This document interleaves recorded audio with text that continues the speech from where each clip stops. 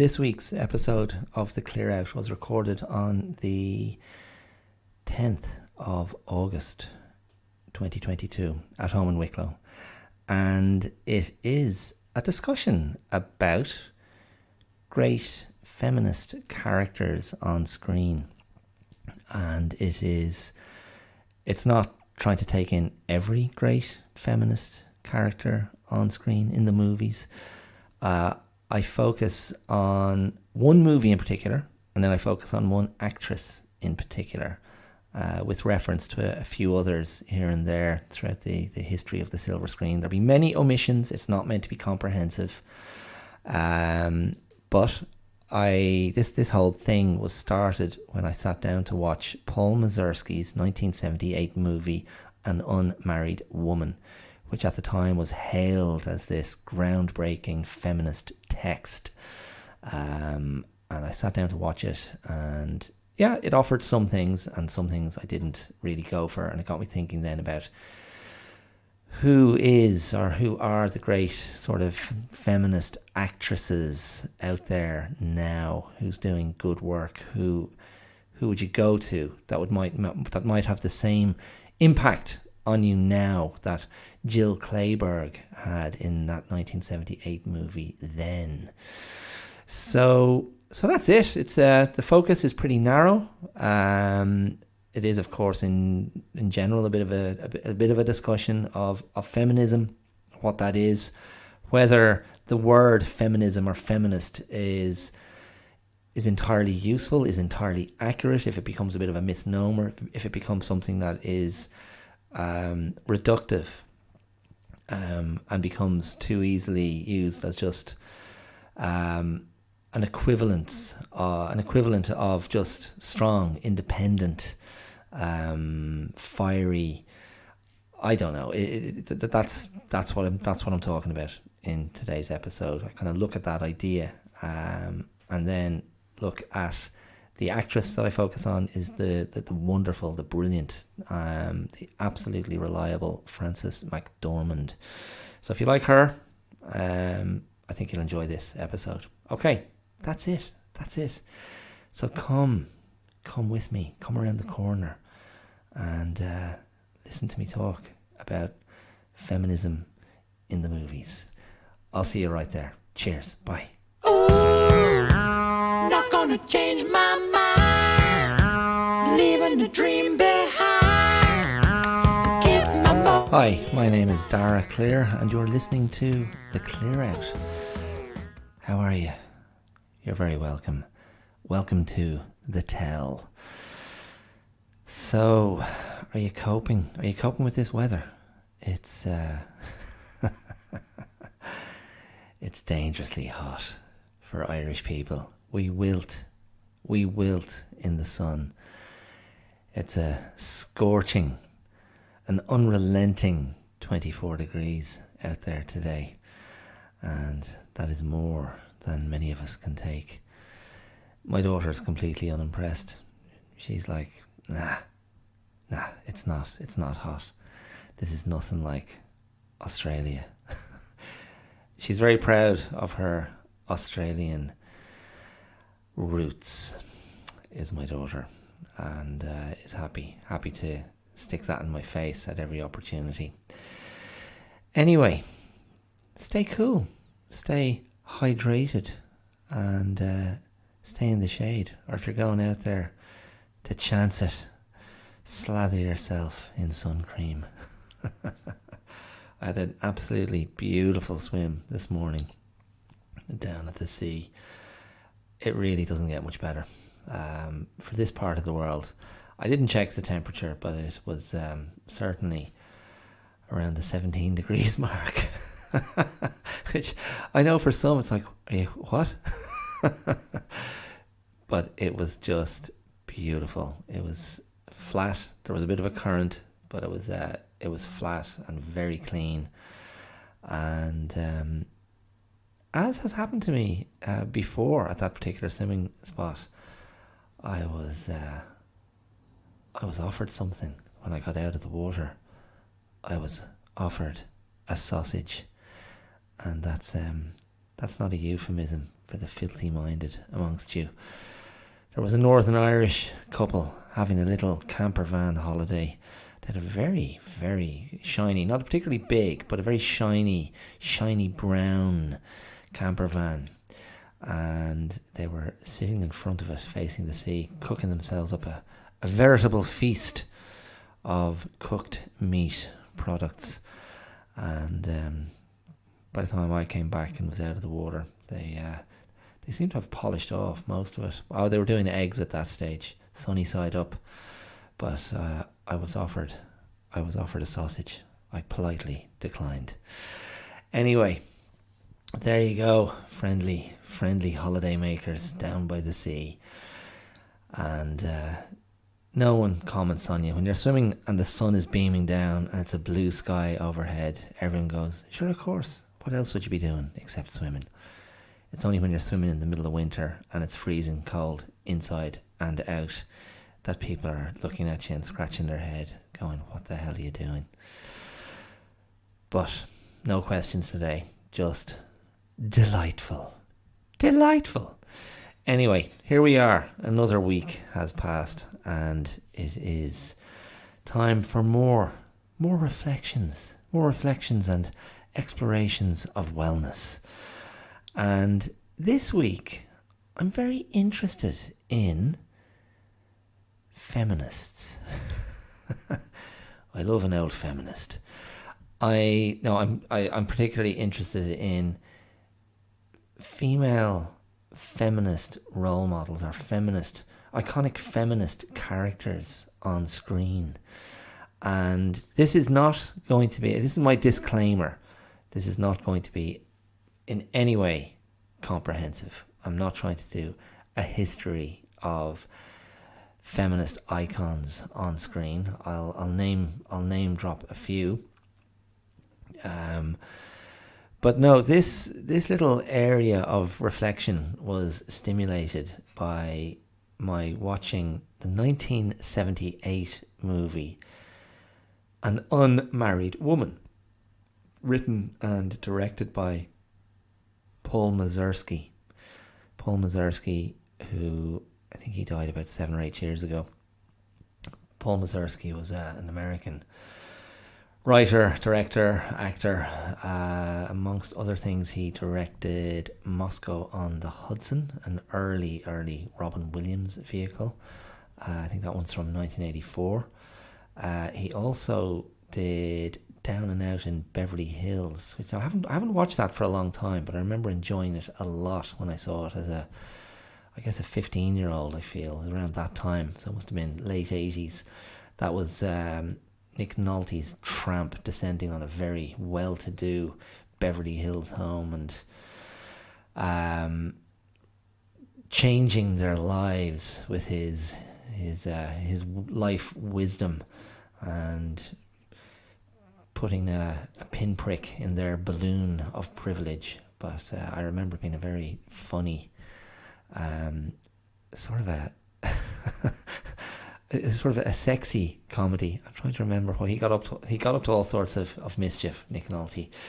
Anyway, back to An Unmarried Woman. Paul Mazursky also gave us Bob and Ted and... Is it Bob and Ted and Carol and Alice? Bob and Carol and Ted and Alice? Bob and Carol and Ted and Alice. A movie I've never seen and still would like to see.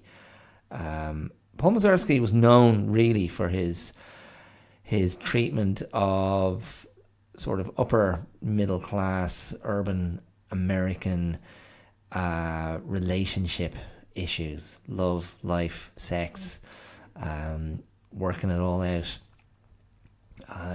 Very, very white American stories, I suppose, and cousins in a way of Woody Allen's material, slightly less comedic, I suppose, comic elements, comedy dramas, I suppose.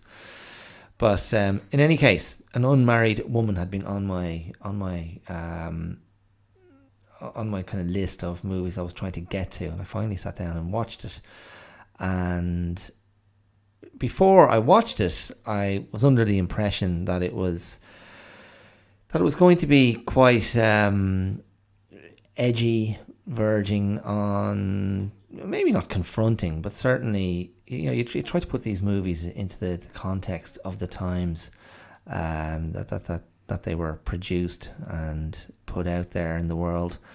And I was under the impression it was going to be something quite unprecedented and frank and candid in its treatment of the breakup of a marriage.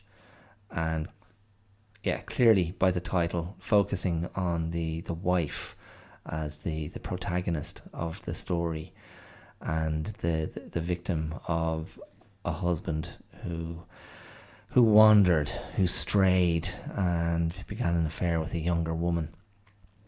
And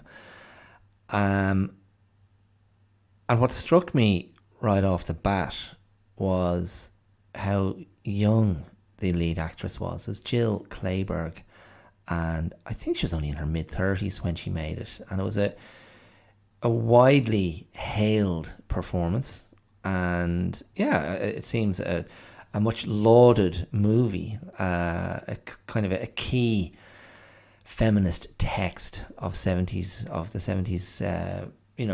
American movie scene. And Jill Clayburgh was hailed as one of the the great actresses of the time. And I just found myself not quite being able to fall for it, from start to finish. I struggled.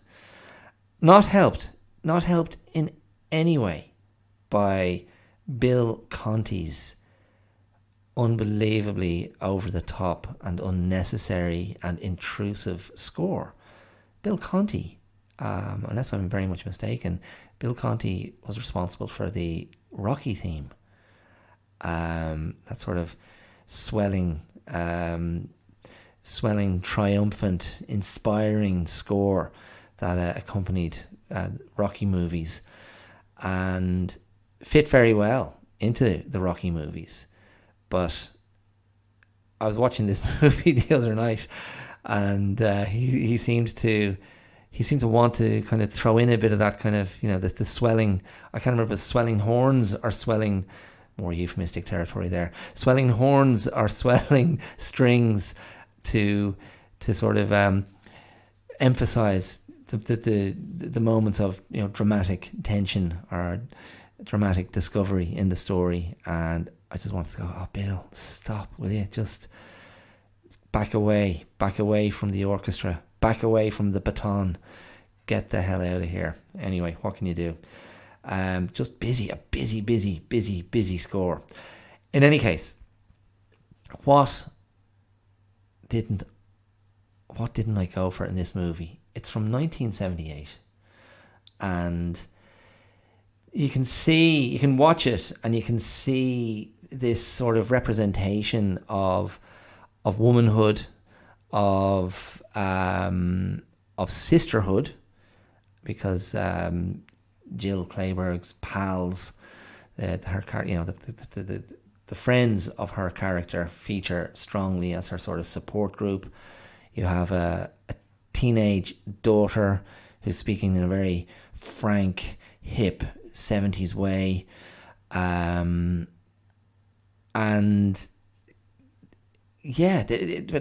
like right from the off, I found myself resisting it. And maybe it's just dated.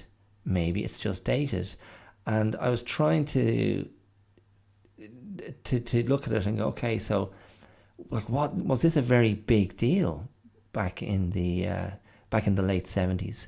If you were a woman in her 20s, 30s, 40s, was this showing you something you hadn't seen before? Was this lifting the lid on the struggle of women? And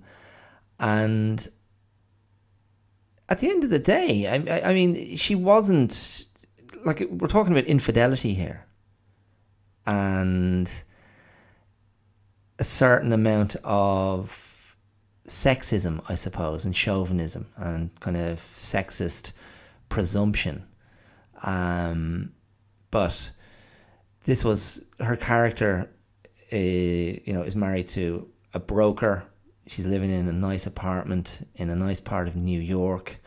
There's an amount of privilege, I suppose, an amount of comfort, and in no way was she being.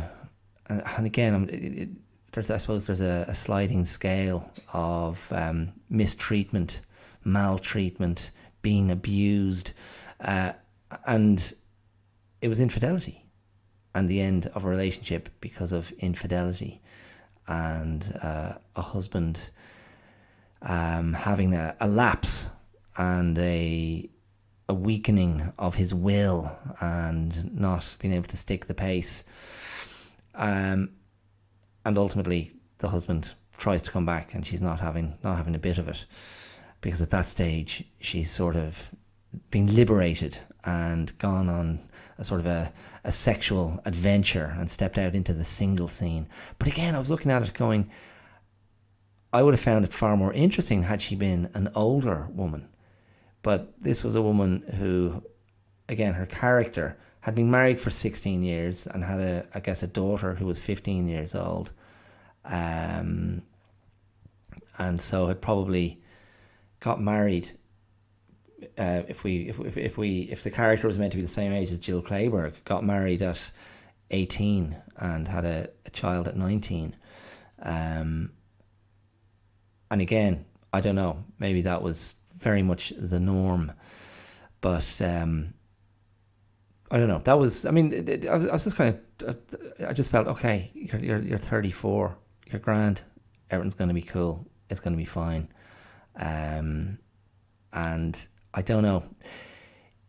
I guess part of what I wasn't loving about her performance at times was there was a certain amount of cookiness and a certain amount of, I don't know, like a lack of insight, born of the privilege, I guess.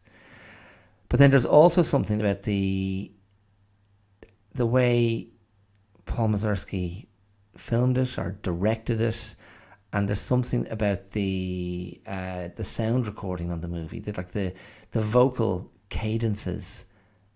There's something that just doesn't quite punch through with that kind of energy that you might expect from watching that kind of story, that kind of drama, the breakup of a marriage, a woman finding support through her friends, experiencing these awkward dates. But again, it might just be the dated 70s-ness of it, and the sort of language being used and the cadence of that American 70s, I guess East Coast voice, set as it is in New York.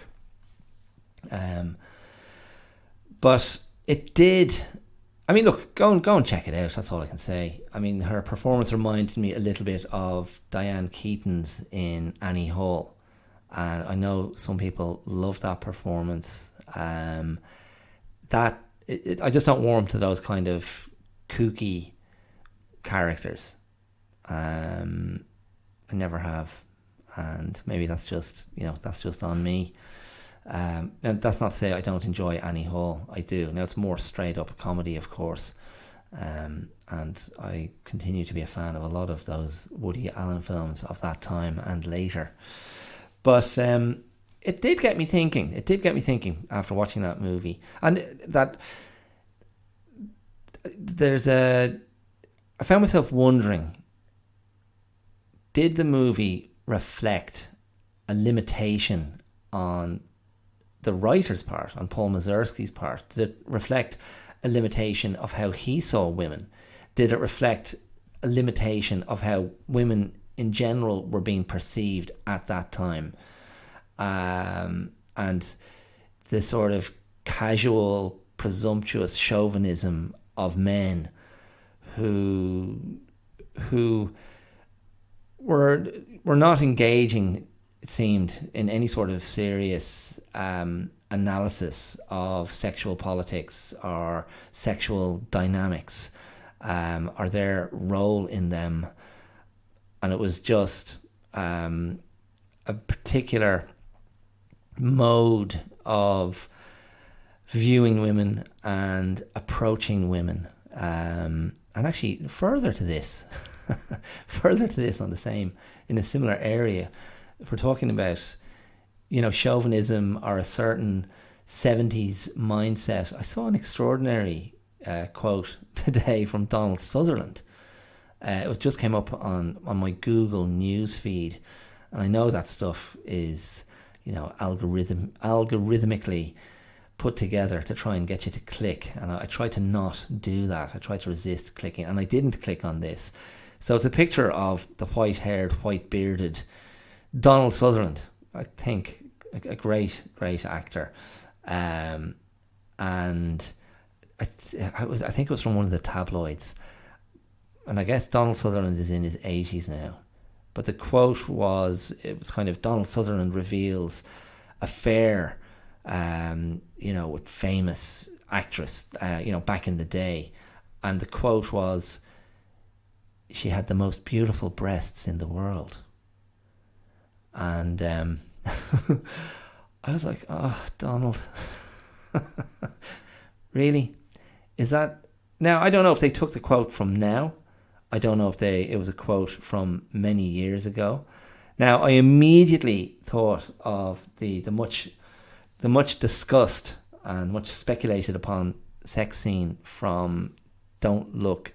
I always forget if it's Don't Look Now or Don't Look Back. Don't Look Now, the Nicholas Roeg film. I've referred to this film before. It's a pretty harrowing watch about how a couple are coping or are failing to cope with the death of their child, and featured a famous sex scene between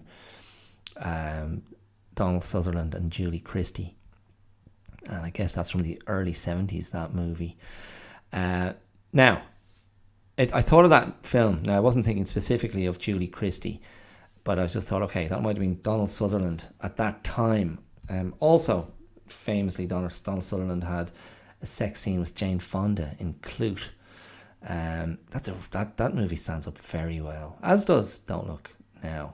Two really, really good 70s movies that speak to deep unease, that great kind of period from New Hollywood, and really interesting directors making very adult movies.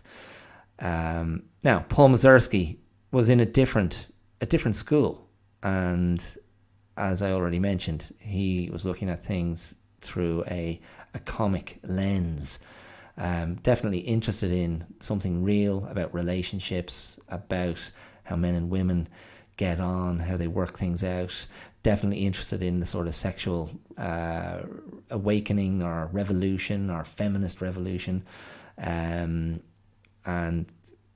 yeah, but not in that paranoid, dark, haunted school that would have given us directors like Nick Roeg or Alan J. Pakula, who did Clute. Anyway, yeah, An Unmarried Woman made me think then, what way was Paul Mazursky viewing women? Or was he just going, this is how women are seen, this is how they're perceived? Because the Jill Clayburgh character, once she starts to sort of brush men there's a hilarious kind of double cameo. The actor David Rash, I think that's Rasche, who you might know from Succession, if you've been watching Succession.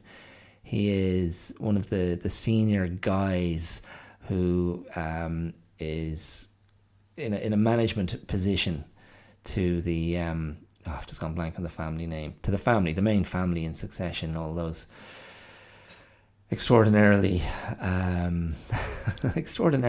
flawed and ambitious and treacherous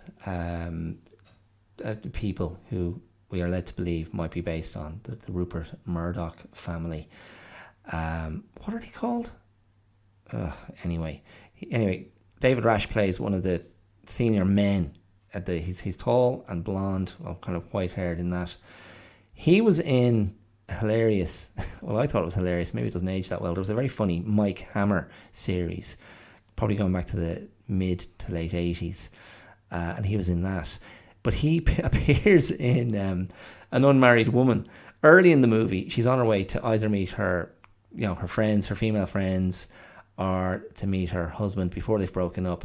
And she goes into this bar, and David Rash is there, and he's got this kind of silky cravat, and he's standing like near the doorway or by the bar, and is clearly checking her out and gives her a hello.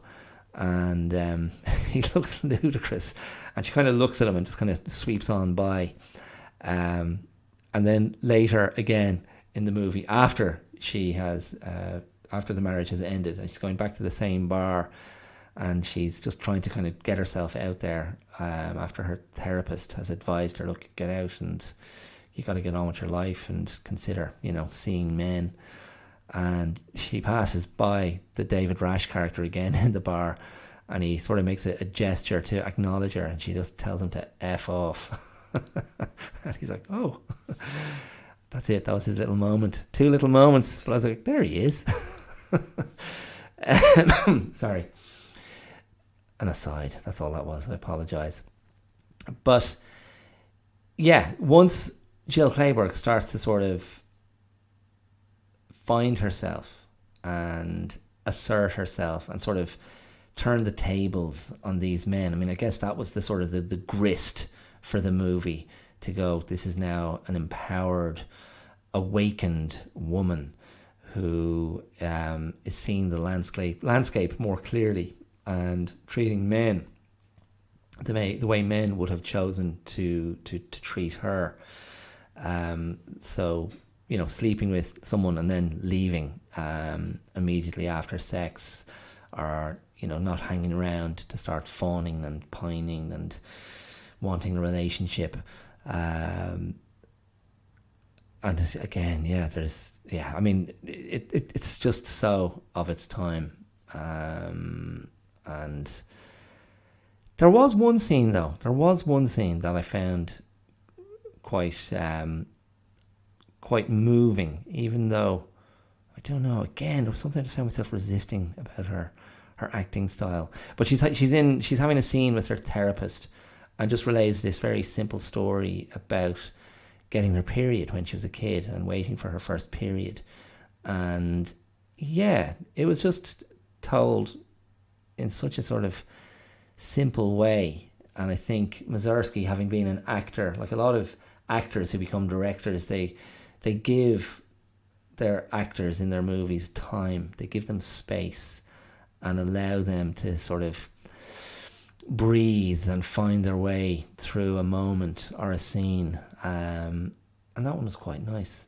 And so that sort of recalls my my discussion of Turning Red a couple of episodes ago.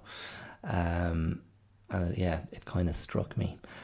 There's also, for those of you who love music, a horrible duet between Jill Clayburgh and her daughter. I can't remember the actress's name who played her daughter. And they sing this very soul-free version of Paul McCartney's Maybe I'm Amazed. Just bizarrely shoehorned in late in the movie. I don't know. Anyway, and Alan Bates is there. Alan Bates, who seemed to be just a stalwart of 70s movies and a much admired and desired leading man. I guess I just haven't seen enough of Alan Bates. Far from the Madding Crowd, Women in Love. I mean, I struggle to think of other Alan Bates movies, but he is the man who she ultimately develops a new relationship with, and he's a colourful, artistic type. And there's a story about a pickled herring, which I didn't find at all funny. But there you go. So, An Unmarried Woman, feminist classic. I don't know. Jill Clayburgh, that performance, I don't know. Her character as a iconic feminist character, I don't know. There was one other lovely scene with her friends. She's just sitting on the bed in her apartment with her 3 pals, and her daughter comes in and is chatting to them all, and one of the friends just has this great moment where she just talks about having no confidence and starts to cry. But it was beautifully acted, and just kind of punched through a lot of the other 70s tropes and quirkiness. Just a really, really nice moment of honesty and vulnerability. And I never really felt that I got that with Jill Clayburgh. So, after all that, what it got me thinking about then was, who would you look to? Who would you look to in the movies to go, that is an actress who consistently delivers strong female characters and distinctive, and sometimes I don't think it has to be overtly feminist. I think sometimes just seeing a strong female character on screen can invite that word and invite that the sort of nomenclature of feminism, strong women, independent woman, fiery woman, and then it kind of becomes a reduction, and it becomes something like, sometimes a label erases the self, and it is reductive, and it is dismissive of the individuality and the uniqueness and the unique, fully fledged, fully fleshed out humanity of a character. And so then, the point I'm making is, maybe feminist is a misnomer. And again, I think I've mentioned that in earlier episodes, I grew up in a household where the idea of women not standing up for themselves, or being cowed, or being in any way compromised or held back, those ideas didn't exist in my family, in the household I grew up in. My mother was strongly feminist in her own kind of credentials and her own outlook, and very much unafraid to speak out, express herself. And I certainly felt growing up that's all I saw amongst her own friends and the adult women who came through our house, and I just took that as the status quo and never questioned it.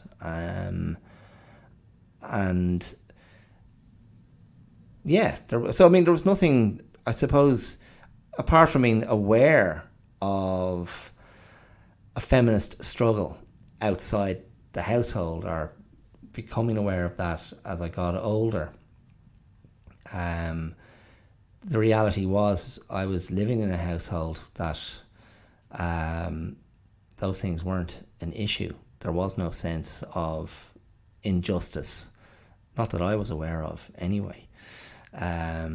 So I just took it as par for the course that women would be strong, outspoken, opinionated, no less than any man that I knew, no less than any adult man that I knew. And look, again, I'm coming from a sort of a hippie background. My parents were hippies. They were politicized. They were thinking for themselves. They were making different choices.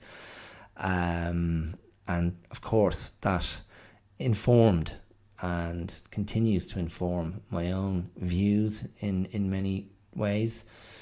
I'm not a complete carbon copy by any means, but it's always there in the mix. It's part of my political, social grounding and education, and yeah, as I say, continues to inform a lot of how I view the world and think about things.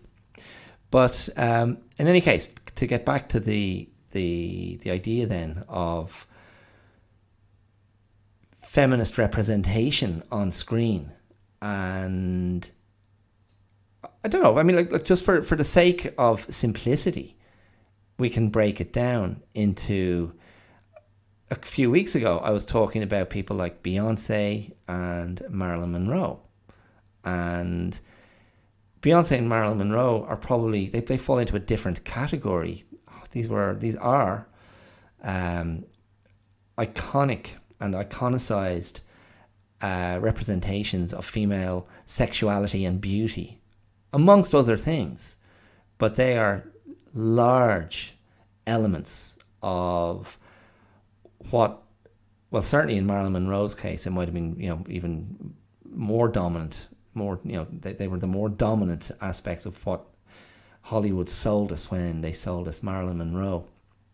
Now Beyonce is, as previously discussed, a sort of a business empire all of her own, and an icon to many people, and many women, particularly for everything that she's achieved so far. And that's all aside from what she presents and what she sells as the kind of Beyonce brand or the Beyonce image. But a lot of that is tied up with a certain, her physicality, her beauty, her appearance, her sexuality, and that's very much in the mix. Now, if we go back to movies and go, there are always going to be actresses who are pitched into that lane, into the bombshell lane, the beautiful lane, the ingenue lane, the sex lane, the sex kitten, the whatever, like the hot actress of the moment. And it takes a lot, I guess, for actresses to combat that, to try to steer their careers into a lane that isn't as reductive. And look, not all actresses are created equal. Some have more to offer. Some have a deeper reserve of talent to draw upon. But I think it's safe to say we can understand that distinction. Certain actresses, it is the body, it is the pretty face, it's a certain facility for a certain type of role, or maybe that's all they're offered. And then other actresses are not out there in the same way, or don't begin their career in the same way, and their choices or what they're offered can be very, very different. And if we go back and start with old Hollywood, I think of certainly actresses like Betty Davis, maybe Joan Crawford. These were staples of kind of women's pictures, and certainly one of my old favourites was Katharine Hepburn. So I grew up like a complete loo ball. I grew up loving old Hollywood black and white movies for some reason, as well as watching the fare that was being offered to me growing up in the 70s and 80s. So a dedicated Star Wars fan and Indiana Jones fan, and coming up, loving, Michael J. Fox vehicles, Eddie Murphy, whatever. That was very much in my wheelhouse. But alongside that, I'd be devouring Betty Davis movies, like Jezebel, and loving Spencer Tracy and Katharine Hepburn vehicles, and yeah, movies from those sort of iconic 40s and 50s male actors, particularly Humphrey Bogart, maybe Edward G. Robinson, James Cagney, Gary Cooper, James Stewart. The Westerns, John Wayne. I mean, I was there. And so anyway, those actresses stand out to my mind, particularly Bette Davis and Katharine Hepburn. Katharine Hepburn, you check her out in The Philadelphia Story, and there's no question about her feminist credentials. And she's scathing about the frailty of men and her philandering father who's off having an affair, and really great stuff altogether. And she continued throughout her career to play very strong female characters. Great actress. So I think that's kind of the legacy, isn't it? Like that's where you're drawing from, and you go to the 70s and you have actresses like Jane Fonda, I suppose, who Jane Fonda did a lot of interesting work, and the aforementioned Jill Clayburgh. There's a sort of there's a connective tissue, who gets to play between who gets to play the serious parts and the serious characters. But I found myself, I mean, Meryl Streep, you should probably throw into that mix as well. I mean, Meryl Streep is maybe just in a class of her own because of the extraordinary strength and depth of her, her filmography, like right through her career. So many big dramatic performances and serious movies from the start. And like one of her great feminist characters is probably from The Devil Wears Prada, where she was playing the character who was based on Anna de Wintour. And yeah, again, Meryl Streep, she brings something.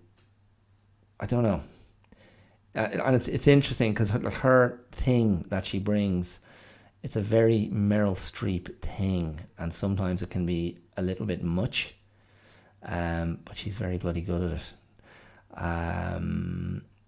But the actress I found myself thinking of, who, for the sake of what I'm talking about today, captures this idea of strong female representation, strong female characters, and again, we can revisit this idea of just because it's a strong woman, does that mean it's a feminist character? And then the question is, what does feminism mean anyway? Because whatever it is, what wave of feminism are we into now? But Frances McDormand is the actress I'm thinking of. Now, Frances McDormand is closing in on 40 years of movie acting. She started out in the Coen brothers' Blood Simple, and she's married to one of the Coen brothers, Joel or Ethan, I can't remember which. And she has been a staple in their movies over the years, and had one of her most acclaimed performances in Fargo, from, again, was it mid-90s, wasn't it, Fargo? And that was one of the performances that came to mind. I think one of the first things I saw her in was, again, probably late 80s, Mississippi Burning, as the wife, and like the battered wife of one of the racist Southern cops in that drama directed by, it was Alan Parker who did that, wasn't it? And featured Gene Hackman and Willem Dafoe as the FBI agents investigating the murder of young civil rights activists down south. I think that film is now regarded as problematic, and I'm not sure if it's because it's got a bit of a white saviour trope where the white guys come in and sort out black people's problems. But I remember loving it when I saw it as a teenager, loving Gene Hackman's performance, loving Willem Dafoe's performance, Frances McDormand. I think it was Brad Dourif as the horrible, slimy, sneaky, racist cop who was married to Frances McDormand. Excuse me.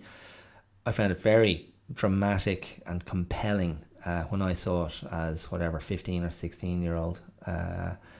But I gather it's run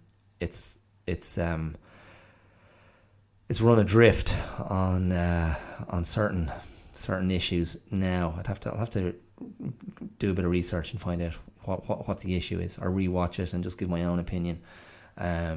So as it stands, I stand by it. But yeah, Frances McDormand. So Fargo, which I rewatched not that long ago, and it's, again, I tell you what she brings. She just brings this very sneaky intelligence to her parts, and she can do comedy really well. See Burn After Reading, a sort of mid-level Coen Brothers comedy from the 2000s with George Clooney and Brad Pitt. She can be very, very funny. Very funny as the film editor in Hail Caesar, another Coen Brothers movie, which I like a lot. But in any case, this intelligence that she can bring to her dramatic parts, it's all in the eyes, it's all in the face, it's very quiet, it's very held, it's very still, but it is so palpable. And Fargo, she's the female sheriff investigating whatever it is, the disappearance or the murder of someone, about to mix it up with some very dangerous men, trying to pin William H. Macy to his misdeeds. And she just goes about her business in such a capable way. And you can't watch a movie like Fargo and not think that the Coen brothers love Frances McDormand. One of them certainly does, and loved her character, wasn't it, Marge? Absolutely brilliant, and just the smartest person in the room, even if she was out in the wilderness surrounded by snow. Brilliant performance. And it probably was another 20 years before we got, again, another acclaimed performance in Three Billboards Outside Ebbing, Missouri. This fierce performance as a grieving mother trying to find out what happened to her. Was it her son or her daughter? I can't remember. Her son, I think. I'd have to watch that movie again. But again, another sort of ferocious performance. And there's something that is so appealing. And I've said this before, I can't stand, and I think it's something American actors are particularly guilty of. The desire to be attractive on screen, the desire to be cute. Will Smith has been my number one target for this over the years. And I used to love, and still do, all his performances. Philip Seymour Hoffman, for his lack of vanity, the total lack of vanity, being totally unafraid to be ugly, unattractive, in every conceivable way. And Frances McDormand can bring that to her performances as well. Now, if you go back to the idea then that a Hollywood actress is meant to be this thing, and Frances McDormand has played attractive love interests in different movies herself. But if you think, if that's an idea that feminists fought against, that a woman isn't just her appearance. A woman is more than her body, more than her breasts, more than her face, more than her sexuality. And that's only one aspect of what maybe feminism might have been fighting against or resisting, changing the narrative, changing the dialogue around that. And that is something that Paul Mazursky's An Unmarried Woman does successfully sort of go into, certainly in what it presents Jill Clayburgh's character as having to kind of negotiate these idiotic men, clumsily, clunkily making passes at her, reducing her to her body parts. And again, I don't know how successful they are in conveying the idea that Alan Bates's character later in the movie appreciates all aspects of her. Because there was still a certain amount of her being patronised. You know, I can't quite work you out. You're so challenging. You're so unpredictable. And again, I suppose that as another idea of reducing femininity and reducing womanhood to, something that can be controlled, something that can just be put in a box. And again, probably the most reprehensible idea behind that reduction, that a woman is there to please a man, and a woman is there to comply with a man, with male desire, and a woman is there to respond to and play up to the male gaze. I guess that's all in the mix as well. Now, I think we're a long way from 1978. Although, we can argue, there's still, I don't know. I mean, I always get a bit hesitant around this area, but I don't know what to. I mean, and this again, I'm tapping into exactly what my wife was resisting a few weeks ago when my daughter and I were sitting down to watch Some Like It Hot. What are girls seeing? And I mean, it doesn't matter. It's not about what it shouldn't be just about what are girls seeing. It's about what does anyone see in how women are presented and how they're represented. What sort of imagery, what sort of iconography around womanhood, around femininity, around female bodies, around female power.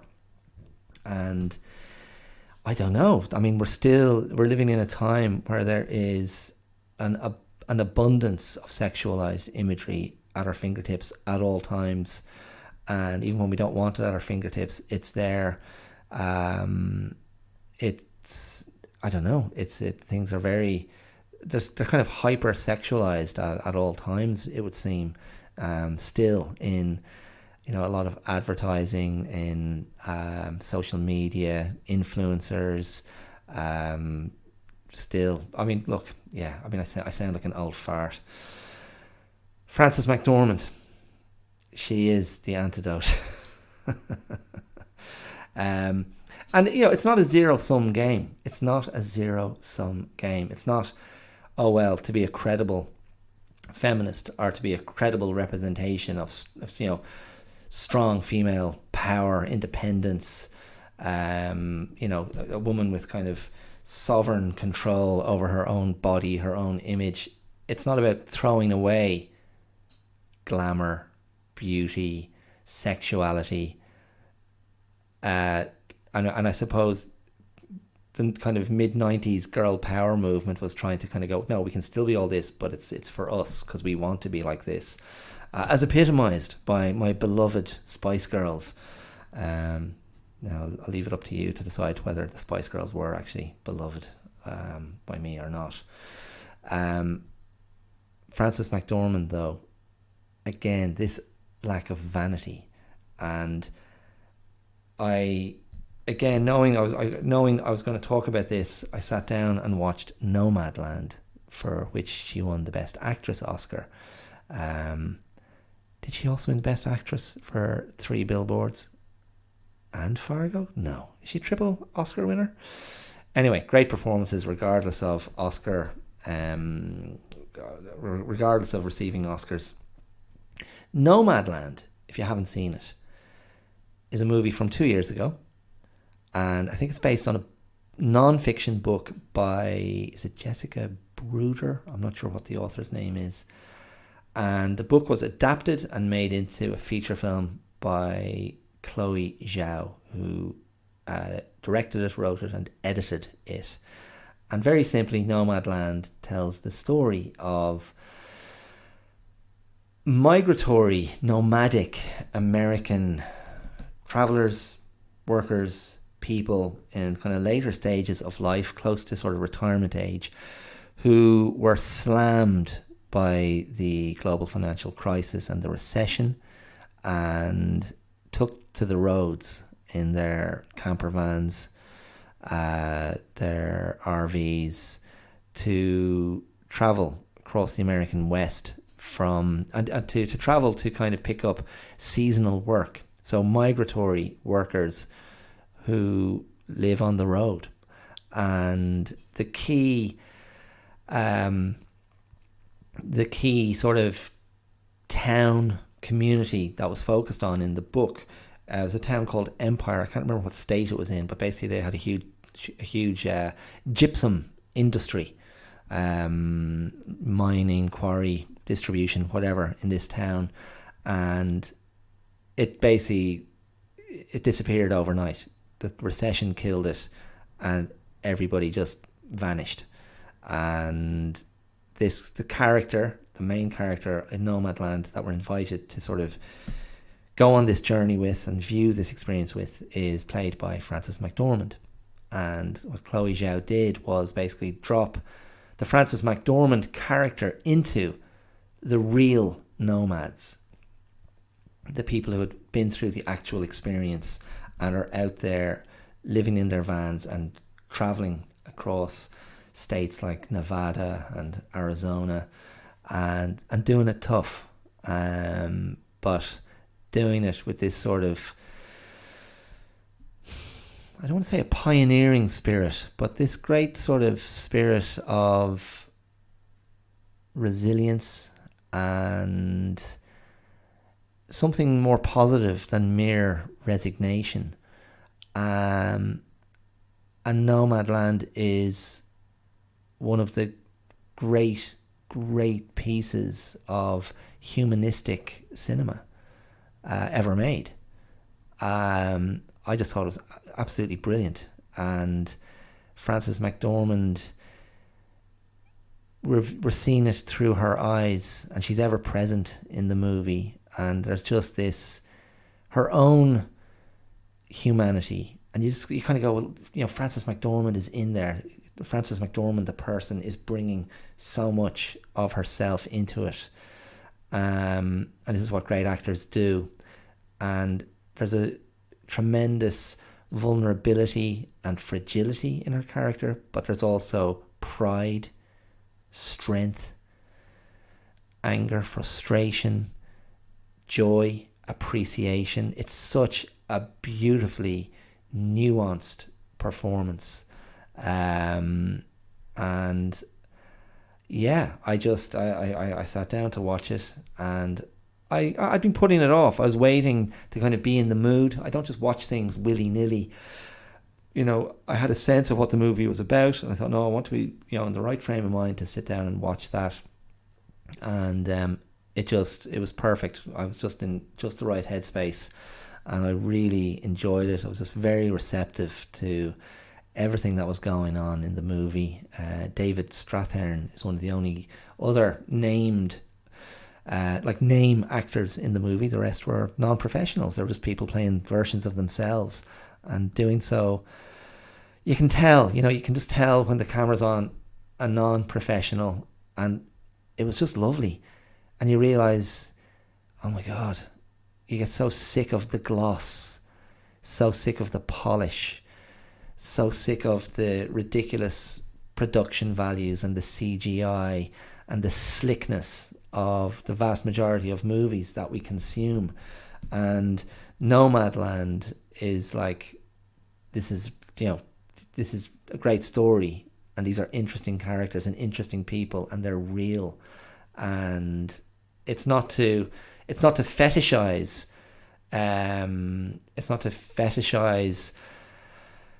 poverty or struggle or difficult situations, or to fetishize people who are doing it tough and merely surviving, because that's patronizing and kind of gross and laughable. But you just take that story on its merits, and you take the movie on its merits, and you look at the cinematography and Chloe Zhao's choices, and there's a sort of a space, and there's a tempo, and there's a restraint, and there's an easy seriousness, and it's not overtly politicized. It's not waving its banner. It's not a call to arms. It's, even though we have a very clear protagonist to identify with,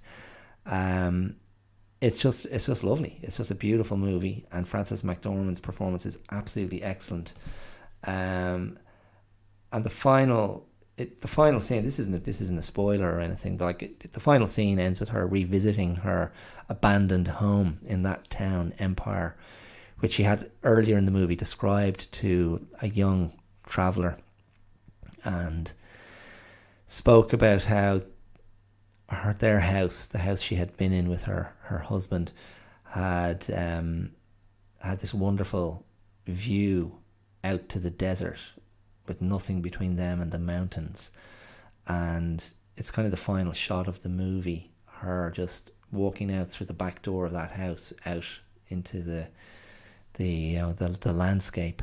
And for very obvious reason, it reminded me of the closing shot of The Searchers, where you see John Wayne standing in the doorway, clutching his arm, before he turns and walks away with that iconic John Wayne gait, and the door closes on us, the viewer, so it closes to black, and that's the end of the movie.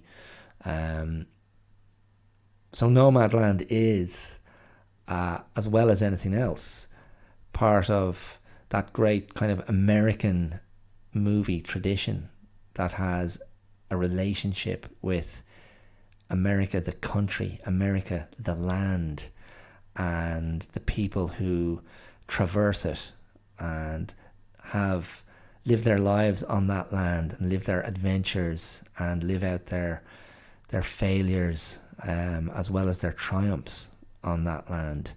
And yeah, it was a nice little connection that occurred to me as the movie came to a close. So I mean, there you go. So Frances McDormand, she's my pick. She's my pick for a great actress, and maybe, arguably, a great feminist actress. Has played so many interesting female characters throughout her career. Very recently, I haven't seen it yet, but very recently played Lady Macbeth to Denzel Washington's Macbeth, a Coen Brothers movie. That got a lot of good reviews. Shot in beautiful black and white photography, I believe. Another actress that kind of falls in the mix of trying to walk in both lanes, young, beautiful, highly sexualized, but also dramatic, serious, powerful, independent, is Jennifer Lawrence. And I remember my sparring partner in Melbourne, my co-teacher, my American friend from Tennessee, she was like, don't rate her, don't see the beauty, don't see the appeal. My friend Anne, I don't know if she listens to the podcast, but she'd be happy. I think she'd enjoy this one. She'd be very much show me the old school glamour. Take me back to the golden age of Hollywood, the beautiful dresses, the gowns, the makeup, the hair. And Jennifer Lawrence just doesn't tick the box for her. But I think Jennifer Lawrence has a lot of that going on. I still think she's a very interesting screen presence. Loved her in her breakout movie Winter's Bone. Loved her in Silver Linings Playbook, another movie that seems to have become problematic or dismissed for some reason. But I really liked her in that. And she's in this extraordinarily dark and nasty Cold War thriller. It's kind of set in like now. This movie Red Sparrow from a few years ago, and she plays a prima ballerina who suffers a horrendous accident during a performance of Swan Lake, I think it is, and is then coerced by her sinister and very young uncle, the Belgian actor Matthias Schoenaerts, to basically become an agent of the Russian Secret Service, and she has to become what they call a sparrow, and these are basically young, attractive men and women who are trained in the arts of seduction to achieve their government's ends via espionage and whatnot. But that movie is, like, Jennifer Lawrence has some very stark nude scenes in that movie, and it's all contextual, and nothing feels particularly gratuitous or lascivious or leering, and you just kind of go, wow. Maybe I have spoken about this before, and I apologize if I'm repeating myself. But then again, in terms of what we're talking about, there's an actress who goes, yeah, this is it, this is my body. And in the context of that story and that character, she's using the body to achieve what she wants. And there's a very clear agenda. And it's quite a slippery, tricky little movie. Got mixed reviews, but I've gone back to it a few times. I think there's something about it that I really like. And I think she's brilliant in it. And yeah, that word fearless comes up. So to kind of put yourself out there and go, yep, I'm gonna bear all, and it's not just about sex scenes. There's a bit more going on than that. But I think, sorry, just taking a drink there. My throat is dry this hot day. I think Jennifer Lawrence could be put into that category as well in some of the roles she's played so far. I mean, maybe even in the Hunger Games, that franchise of movies, she's definitely a strong female character. Anyway, there you go. That's kind of all I have for you today. I was trying to tie in this other idea specific to Nomadland. They're just up the road from #Blessed. There's a house. Quite a long house, relatively new build. We drove past it the other day. There were 7 cars outside. I was like, okay. We were wondering who needs 7 cars. And then we were wondering who lives in that house. And then we were thinking, oh, well, maybe it's a shared house. And there's, a few different families living in there. That was grand. And then I only noticed the other day, there were a couple of signs on the front entrance to the house. No trespassing. Now, it's a low fence. You can see everything clearly. There's no big hedges, nothing to obscure your view of the garden and the house. So there's a no trespassing sign, an official one, not hand painted or anything. And I think there's like an absolutely no trespassing sign. And then there's another sign, trespassers shall be shot. I was like, what? Who the hell is shooting anybody apart from Dublin gangsters and former paramilitaries? In Ireland, I'm talking about. Trespassers shall be shot.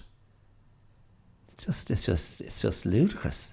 Anyway, it made me think more about like what's going on in that house, or who's in charge of the signs that they're getting. Absurd. Trespassers shall be shot. Good luck with that, lads. Now, the reason that the only connection I made to Nomadland is that's part of what the nomads have to deal with. Not being allowed to park in certain places, no overnight parking, and that hassle of finding a place where you can be made welcome.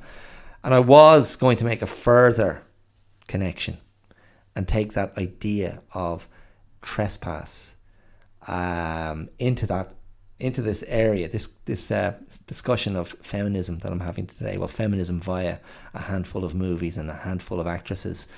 But the idea of trespass, and you can make that a physical thing, the sanctity of anybody's body.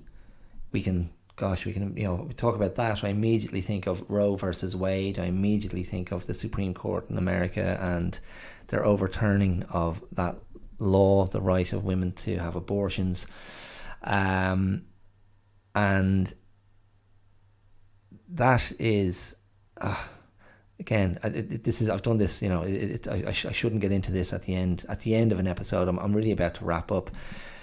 But fundamentally, we're in that area. When you're talking about trespassing, you're talking about going into a place you should not go. You're talking about someone going, these are the rules, this is the boundary, that's the limit, go no further, there will be consequences. And I suppose if you put that into a feminist context, and this idea of chauvinistic presumption of I can have access to that, and the objectification of the female form, and the pursuit of the satisfaction of male desire at all costs, that gets us into the area of trespass. That's all I was thinking of. So it's not particularly profound, but I don't know. I mean,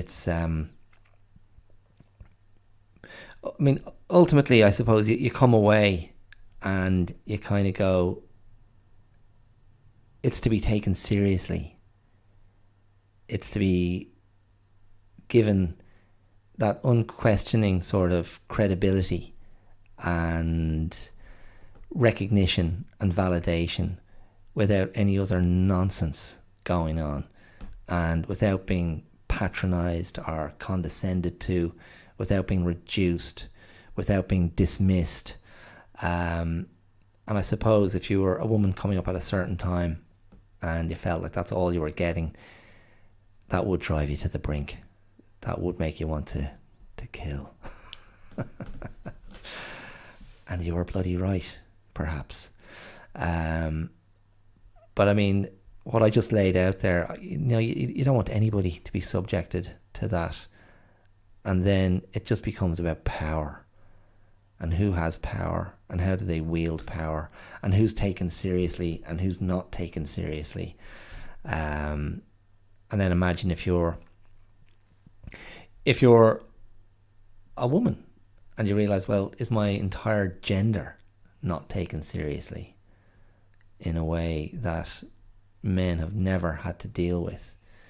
And that, I suppose, that was ultimately, was that the first fight of feminism? Just take us seriously? I don't know. I need to get a feminist on the show, on the tell. If you're a feminist and you want to come on and set me straight, lay it all out for me, or if you're just bored with the whole idea, I don't know. This is the place to come, to have a natter, to go through it.